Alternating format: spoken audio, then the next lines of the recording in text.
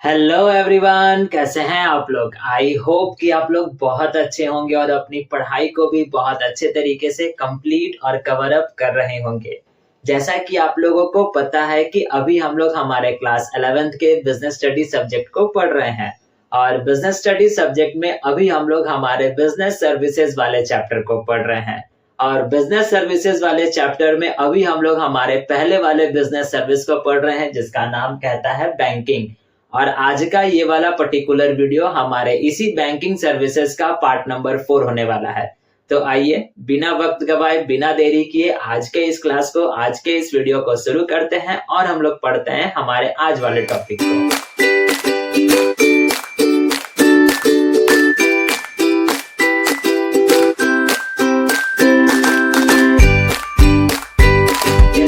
अभी आपको बताया कि आज के इस क्लास में हम लोग हमारे पहले वाले बिजनेस सर्विसेज के यानी कि बैंकिंग सर्विसेज के हम लोग पार्ट नंबर 4 को पढ़ेंगे।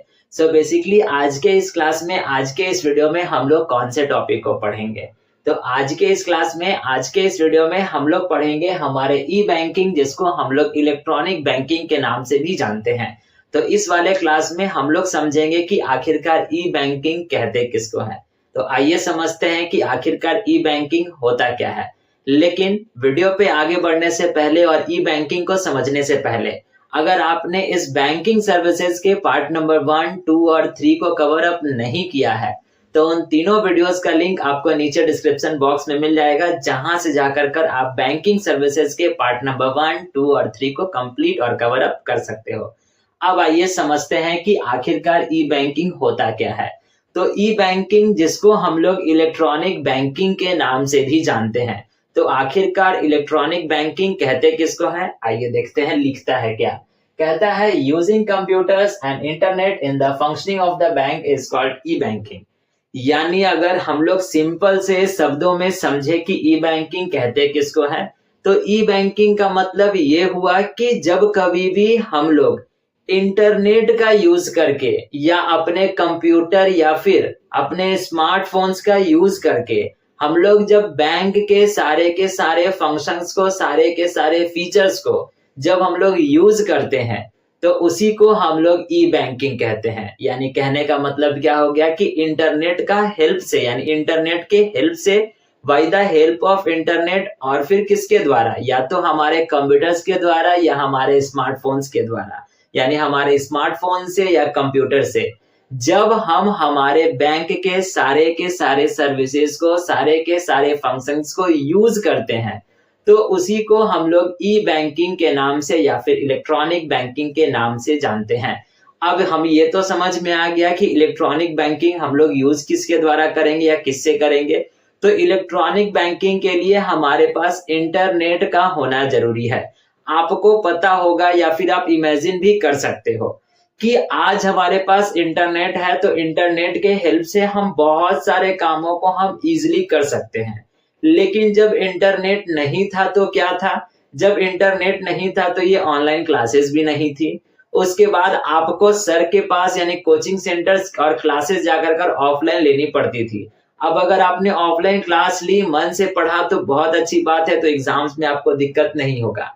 लेकिन अगर आपने मन से पढ़ाई नहीं की या फिर उस क्लास को आपने बंक कर दिया, दोस्तों के साथ घूमने चले गए, और जब एग्जाम से एक रात पहले आपको याद आया कि इस वाले चैप्टर को तो मैंने पढ़ा ही नहीं, तब उस समय क्या होगा, उस समय कोई दूसरा ऑप्शन नहीं था।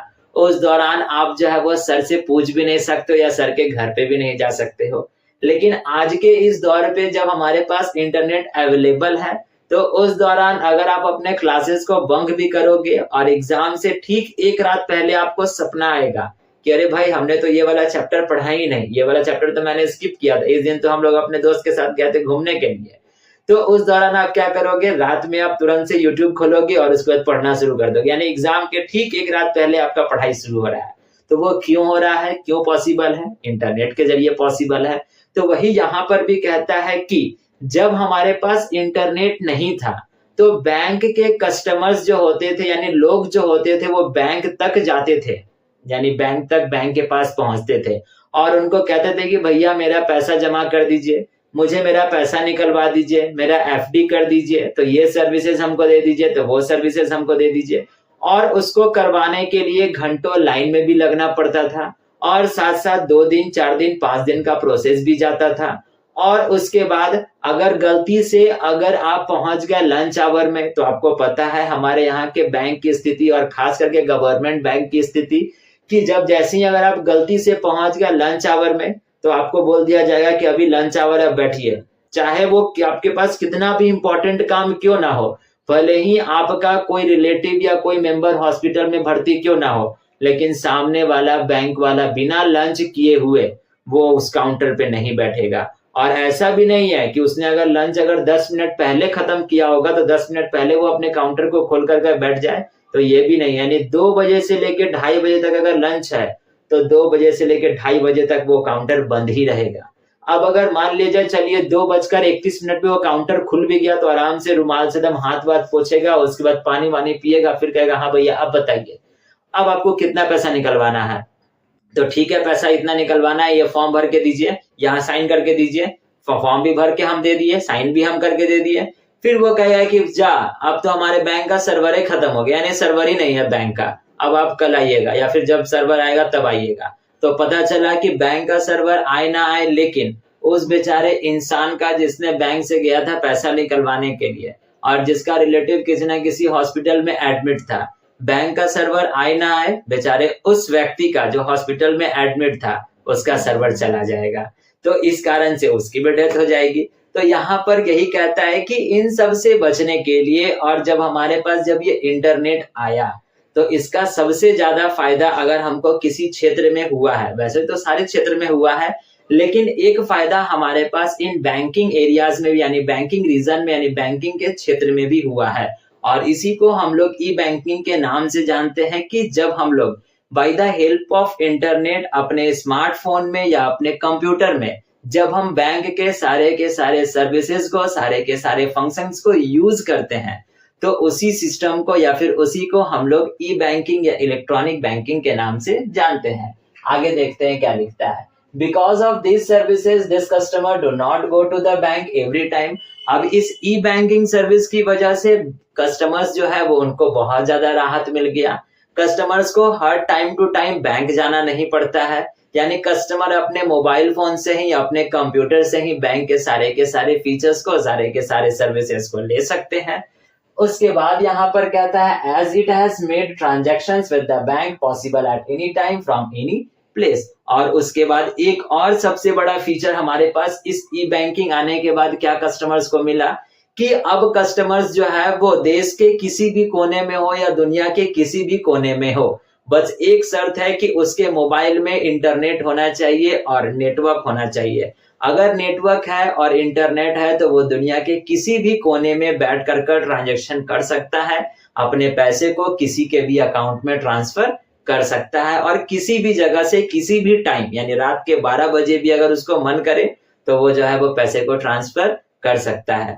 तो ये सुविधा अगर हमको मिला तो बस केवल किसकी वजह से मिला, तो ई बैंकिंग की वजह से मिला, जिसको हम लोग इलेक्ट्रॉनिक बैंकिंग के नाम से जानते हैं। और आज के इस युग में आपको पता ही है, लोग अपने पॉकेट में गांधी जी को कम और बाकी का अपने मोबाइल में गूगल पे, फोन पे, नावी, पेटीएम जैसे यूपीआई जो है वो एप्लीकेशंस को ज्यादा रखते हैं। ठीक है, चलिए आगे अब सब हम लोग समझते हैं कि आखिरकार इस ई बैंकिंग के आने से एक कस्टमर के पॉइंट ऑफ व्यू से या फिर एक कस्टमर को किस किस तरीके का फायदा हुआ, उनको किस किस तरीके का बेनिफिट्स हुआ। देखिए वन बाय वन करके हम लोग समझते हैं।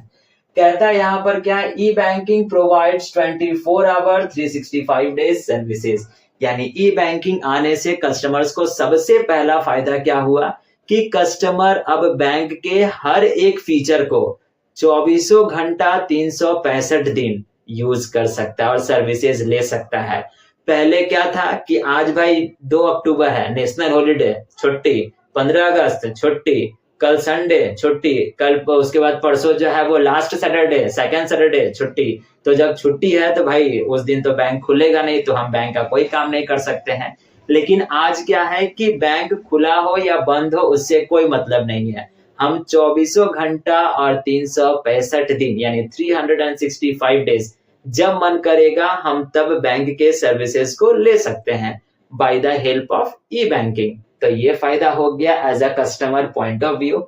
दूसरा यहाँ पर कहता है कि customer can make transactions for from office, house and while travelling, यानी कस्टमर्स जो है वो पेमेंट किसी भी अवस्था में, किसी भी तरीके से या कहीं पर से भी कर सकते हैं। अब कहीं से पर का भी मतलब क्या है कि ऑफिस में बैठे हैं तब भी वो ट्रांजेक्शन करेंगे, घर पे बैठे हैं तब भी, या घर के वॉशरूम में बैठे हैं तब भी वो ट्रांजेक्शन कर सकते हैं। यानी कुछ भी अवस्था हो, कहीं पर भी हो, कस्टमर्स जो है वो ई बैंकिंग के जरिए ट्रांजेक्शन कर सकते हैं। तो ये एक फायदा हो गया।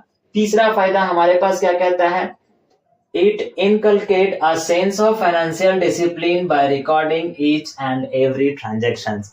ये वाला सेंटेंस और ये वाला बेनिफिट कस्टमर को सबसे ज्यादा मिला। पहले जब लोग कैश किसी को देते थे तो कैश दे कर या कैश लेकर कर लोग भूल जाते थे, खास कर वैसे इंसान जिसको हमने उधार दे रखा है। अगर हम किसी को 500 का नोट उधार दिए और बोला वो कि 5 दिन के बाद ले जाना, 5 दिन के बाद हम मांगने भी गए, कैसा पैसा, तू हमको पैसा भी दिया था, हमको तो याद ही नहीं है कि तुमको पैसा भी दिया था। लेकिन इन सब चीजों से बचने के लिए हमारे पास ई बैंकिंग आया, और ई बैंकिंग जो है वो एक हमको सुविधा क्या देता है कि हम हर एक ट्रांजैक्शंस के रिकॉर्ड को रख सकते हैं, देख सकते हैं और लंबे समय तक रख सकते हैं।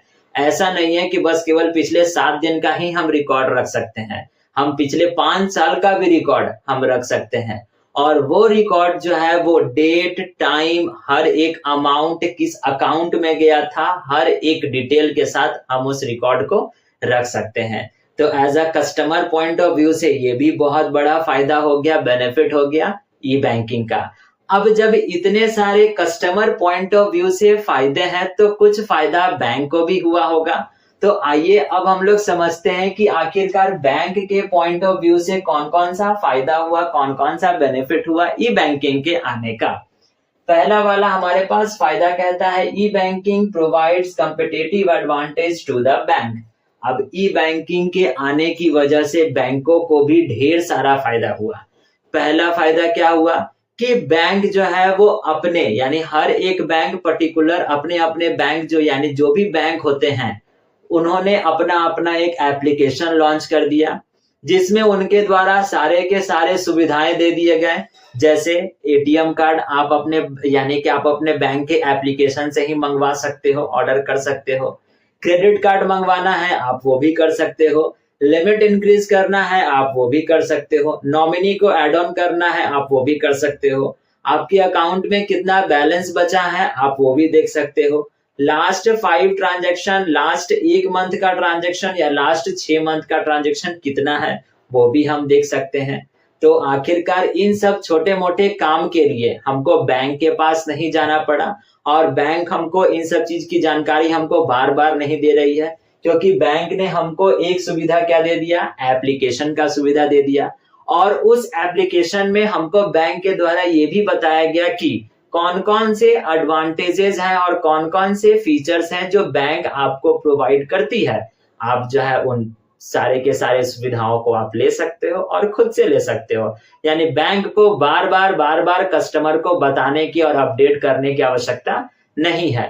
तो पहला फायदा बैंक के लिए हो गया, क्योंकि बैंक जो है वो हर बार या पर्सनली हर एक कस्टमर को तो अपडेट नहीं कर पाएगी, तो इसी कारण से बैंक ने क्या किया, एप्लीकेशन को लॉन्च कर दिया। उस एप्लीकेशन में एक ऐसा इंटरफेस बनाया, उस एप्लीकेशन का एक ऐसा इंटरफेस बनाया जिसको हर एक कस्टमर आसानी से समझ सके और हर एक कस्टमर उस बैंक के अपडेट को भी समझ सके, उस पॉलिसी को भी समझ सके, और बार बार जो है वो कस्टमर जो है वो बैंक के पास न पहुंचे, जिससे जो है वो बैंक के ऊपर पड़ने वाला लोड जो है वो कम हो जाएगा। दूसरा, पेपर वर्क जो है वो कम हो गया। अब अगर जिस समय ई बैंकिंग नहीं था उस दौरान अगर हमको एटीएम कार्ड ऑर्डर करना था या एटीएम कार्ड का रिक्वेस्ट करना था, तो पहले बैंक के पास गए, बोलेंगे सर हमको एटीएम कार्ड मंगवाना है, तो वो सर 4 बार बोलने पे सुनेंगे, उसके बाद बोलेंगे जाइए वहां पे फॉर्म मिलेगा उसको भर के लाइए, जमा कीजिए। तो ठीक है हम भरेंगे भी, भर भी दिए, कोई ना कोई एरर होना ही होना है। उसके बाद दिए, वो कहा ये वाला गलत है, दोबारा भर के लाइए, फिर से भर के लेके गए, ये वाला डॉक्यूमेंट नहीं, ये वाला डॉक्यूमेंट दीजिए, फिर से दे के गए, फिर बोला कि ठीक है चलो अब हम आपका प्रोसेस कर दिए, 15 दिन के बाद आपके घर पे पहुंच जाएगा, अगर नहीं पहुंचेगा तो आप यहाँ आकर ले जाइएगा। अब 15 दिन के बीच में कहाँ कहाँ वो एटीएम पहुंचा हमको कैसे पता चलेगा, पता नहीं चलता था।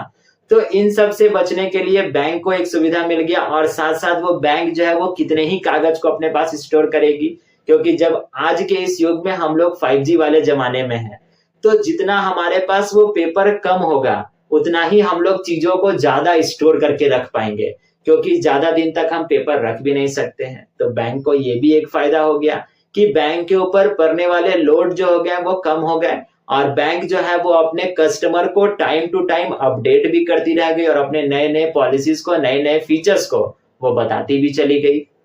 ठीक। दूसरा हमारे पास कहता है e banking provides unlimited network to the bank and is not limited to the number of branches. अब मैंने अभी आपको बता दिया कि बैंक के द्वारा एक एप्लीकेशन ला दिया गया, हर एक बैंक के द्वारा एक एक एप्लीकेशन को लॉन्च कर दिया गया। अब वो एप्लीकेशन एक ऐसा एप्लीकेशन है जिसके माध्यम से हम अपना एक अकाउंट भी खुलवा सकते हैं, ये आपको भी पता है। अब एग्जाम्पल हम अपनी ही ले लेते हैं। हम जिस लोकेलिटी में रहते हैं, इस लोकेलिटी में कोटक महिंद्रा बैंक का कोई भी ब्रांच नहीं है, लेकिन फिर भी मेरा जो अकाउंट है वो कोटक महिंद्रा बैंक में है। अब वो कैसे पॉसिबल हो गया? तो मैंने कोटक महिंद्रा बैंक का ऐप डाउनलोड कर रखा है, उसमें मैंने सारा का सारा अपना इंफॉर्मेशन दिया, डिटेल्स दिया, हमारा अकाउंट खुलकर रेडी हो गया। साथ साथ वर्चुअल हमको डेबिट कार्ड भी मिल गया। अब किसी प्रकार का कोई झंझट नहीं है, आराम से हम अपने अकाउंट को खोल सकते हैं। और साथ साथ इससे यानी इस ई बैंक से बैंक को कैसे फायदा हुआ? तो बैंक जो है वो नंबर्स ऑफ कस्टमर्स को अपनी ओर आकर्षित कर सकती है, अट्रैक्ट कर सकती है। जैसे मैंने आपको बताया कि मेरे लोकेलिटी में कोटक महिंद्रा बैंक नहीं है, लेकिन फिर भी हम कस्टमर जो है वो किसके हैं? कोटक महिंद्रा बैंक के हैं, जिससे कहीं ना कहीं तो उस बैंक को फायदा हो रहा होगा, प्रॉफिट हो रहा होगा। तो यही यहाँ पर कहता है कि ई बैंकिंग प्रोवाइड्स अनलिमिटेड नेटवर्क, यानी कि ई बैंकिंग की वजह से बैंकों को जो है वो अनलिमिटेड नेटवर्क्स प्रोवाइड होती है। और यहाँ पर लिखता है and is not limited to the number of branches, और यहाँ पर अब उनको यानी बैंकों को ब्रांचेस पर डिपेंड होने की आवश्यकता नहीं है कि ब्रांच उस एरिया में खुलेगा तभी नए नए कस्टमर्स आएंगे, ब्रांच नहीं खुलेगा तो नए नए कस्टमर्स नहीं आएंगे। अब एप्लीकेशंस है, बहुत सारे लोग जान रहे हैं, तुरंत अपने ऐप यानी उस बैंक के एप्लीकेशन को डाउनलोड किया, अपना सारा का सारा डिटेल भरा, उसके बाद नेक्स्ट 24 आवर्स में जैसे ही वो सारा का सारा डिटेल वेरीफाई हो गया, बैंक वालों के द्वारा एक नया अकाउंट खोल कर दे दिया गया, जिससे कस्टमर को भी सुविधा मिल गया, कस्टमर को लाइन में नहीं लगना पड़ा और बैंक वालों को एक नया कस्टमर भी मिल गया। तो इस तरीके से बहुत सारे बेनिफिट्स जो होते हैं वो ई बैंकिंग के आने की वजह से एक कस्टमर को भी मिले हैं और साथ साथ एक बैंक को भी मिला है। लास्ट वाला हम देखते हैं benefit, the load on branches can be considerably reduced. मैंने अभी जस्ट आपको बता दिया कि ब्रांचेस पर पड़ने वाले लोड जो है वो काफी ज्यादा कम हो गए ई बैंकिंग आने की वजह से। पहले जब ई बैंकिंग नहीं था तो लोग जो होते थे वो पैसा निकलवाने के लिए काउंटर तक यानी बैंक तक जाते थे। आज ऐसा नहीं है, आज पैसा निकलवाने के लिए लोगों को बैंक तक जाने की आवश्यकता नहीं है। लोग बस केवल क्यूआर को स्कैन किए, उसके बाद पेटीएम करो, हो गया काम खत्म। फोन पे, गूगल पे, नावी, एयरटेल मनी, बहुत सारे मतलब एप्लीकेशन है जो आपको पता है, जिससे हम लोग ट्रांजैक्शन कर सकते हैं। तो बैंक पर पड़ने वाला लोड भी जो है वो कम हो गया। तब जब बैंक पर पड़ने वाले लोड कम हो गए तो बैंक और भी नए नए फील्ड में और नए नए तरीके के इनोवेटिव्स ला सकती है। लेकिन पहले क्या था कि बैंक जो होते थे वो छोटे मोटे कामों में ही उलझ कर रह जाते थे। जैसे सर मेरा पासबुक अपडेट कर दीजिए ना, लाइए उसी यानी उसके लिए एक स्पेशल इंसान को बैठाना पड़ गया। उसके बाद सर चेक करके बताइए तो मेरे पासबुक में कितना पैसा बचा है, तो उसके लिए भी एक स्पेशल इंसान को बैठाया गया। सर ये वाला फॉर्म भर दीजिए तो हमको समझ में नहीं आ रहा है, तो लो इसमें भी लफड़ा है। तो इन सभी की यानी इन्हीं सब कामों के चक्कर में बैंक जो होती थी वो फंसी हुई रह जाती थी। लेकिन ई बैंकिंग आने की वजह से इन सब कामों से जो है उन बैंकों को छुटकारा मिल गया। अब जब इन सभी कामों से उन बैंकों को छुटकारा मिल गया तो वो बैंक जो है वो नए नए तरीके के इनोवेशंस ला सकते हैं, वो नए नए तरीके ला सकते हैं, नए नए फीचर्स, नए नए सर्विसेज को लॉन्च कर सकती है। तो इससे फायदा बैंक को हो गया। तो ये सारे बेनिफिट्स थे as a bank point of view से, यानी बैंक के पॉइंट ऑफ व्यू से ये सारे के सारे बेनिफिट्स थे। आई होप सो कि आपको ई बैंकिंग और उसके बाद benefits from customer point of view और बैंक के पॉइंट ऑफ व्यू के तरीके से, यानी दोनों के पॉइंट ऑफ व्यू से आपको समझ में आ गया होगा कि ई बैंकिंग आने के कौन कौन से फायदे हैं, कौन कौन से बेनिफिट्स हैं। आई होप सो कि आपको ये सारे के सारे टॉपिक अच्छे तरीके से समझ में आ गए हैं। अभी आप क्या कीजिए, वीडियो को पॉज कर लीजिए और इसका स्क्रीनशॉट लेकर कर अपने पास रख लीजिए और मेक श्योर कि आप इसको अपने कॉपी में अच्छे तरीके से राइट डाउन कीजिएगा। अब हम लोग मिलेंगे यानी इस वाले वीडियो के साथ हमारा ये वाला बैंकिंग सर्विसेज जो है वो अब खत्म हो गया। तो आज के इस वीडियो के लिए बस इतना ही। अब हम लोग मिलेंगे हमारे नेक्स्ट वाले बिजनेस सर्विसेज पे जो हमारा कहता है इंश्योरेंस, यानी बिटवा में से हम लोगों ने बी पढ़ लिया, बैंकिंग पढ़ लिया। अब इतना वीडियो यानी चारों पार्ट देखने के बाद अगर आपको लगता है कि बैंकिंग सर्विसेज में कोई एक एक्स्ट्रा पॉइंट आपके बुक में दिया हुआ है जिसको मैंने कवर अप नहीं किया है, तो आप कमेंट बॉक्स में जरूर से आप हमको उस पर्टिकुलर टॉपिक का बात बताइएगा, उस पर्टिकुलर टॉपिक का नाम बताइएगा, हम उससे रिलेटेड एक वीडियो अपलोड कर देंगे। ठीक है, तो आज के इस क्लास के लिए बस इतना ही। और इसी क्लास के साथ साथ यानी इसी वीडियो के साथ साथ हमारा बैंकिंग वाला सर्विसेज भी जो है वो अब समाप्त हो गया। अब नेक्स्ट वाले क्लास में हम लोग मिलेंगे हमारे नए वाले बिजनेस सर्विसेज के साथ जो हमारा कहता है इंश्योरेंस। तो आज के इस वीडियो के लिए बस इतना ही। अगर आप वीडियो को यहाँ तक देखे हो, ये सारे के सारे पॉइंट्स, मेरी बातें अगर आपको अच्छे तरीके से समझ में आई है तो वीडियो को लाइक करके जाइएगा। चैनल पर नए होंगे तो चैनल को सब्सक्राइब भी कर लीजिएगा और अपने फ्रेंड्स के साथ शेयर भी करते जाइएगा। अब हम लोग मिलेंगे इसी चैप्टर के नेक्स्ट वाले बिजनेस सर्विसेज पे यानी इंश्योरेंस पे। तब तक के लिए आप अपना ध्यान रखिएगा, ख्याल रखिएगा। Thank you and bye bye.